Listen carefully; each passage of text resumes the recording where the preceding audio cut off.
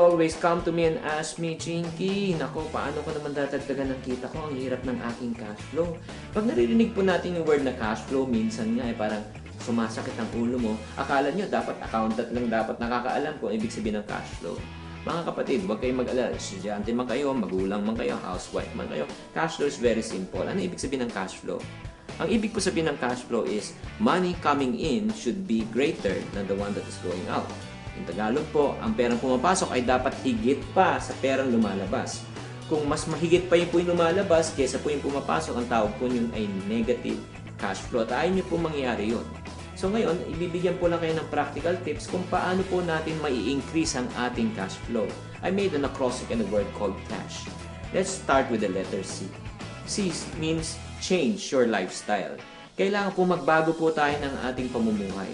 Specifically, kung nawalan ng trabaho ng inyong mister, nalugi ang inyong negosyo, dati malaking kinikita nyo, ngayon wala kayong kinikita, definitely, kailangan po natin baguhin ang ating pamumuhay.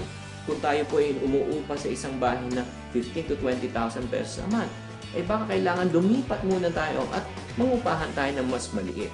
There must be an adjustment. Okay, may nagsasabi sa inyo, Chinky, pag ako po ay nag-adjust pa ng pamumuhay, ay sa palagay ko, titira na kami sa kalye. If you cannot change your lifestyle, let's go to the letter A. A stands for always be open-minded for other opportunities. Sa hirap po ng buhay ngayon, sa totoo lang, kung isa lang trabaho nyo, kung isa lang ang inyong source of income, mahirap po. Kaya we have to be creative. Some of you working from Monday to Friday, you have to be creative. Probably you should use your Saturday and Sunday to do some sales activity. Let's say magbenta kayo ng mga damit, sapatos, insurance, no? Go into direct selling. Ito yung pinakamagandang negosyo para sa mga taong na walang masyadong puhunan at kapital. This will already help you in terms of saving much more money or making more money. So right now, ngayon, na-change ko na yung lifestyle ko. Open-minded ako for other opportunities. Let's go to letter S.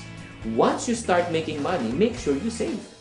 The reason why you want to make more money is because you want to save. Hindi yung kumita ka para gumastos. There's no point of making more money if you want to spend. The goal of making more money is for you to save. Save as much as you can. And finally, once you start saving, meron na po kayong ipon, let's go to letter H. Pag pumasok na yung pera, nandun na po sa bangko, may savings na po kayo. Always remember, have a long-term perspective. Huwag po parating short-term. Yung po nakakalungkot. Minsan, marami po tayo nakikita.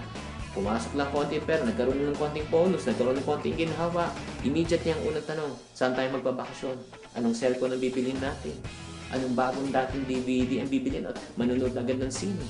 Pero karamihan na alam mo ng mga negosyante, pag pumasok ang pera, ang tanong, anong negosyo ang umpisahan natin? Paano natin expand ang ating business? Because they always have a what? Long-term perspective.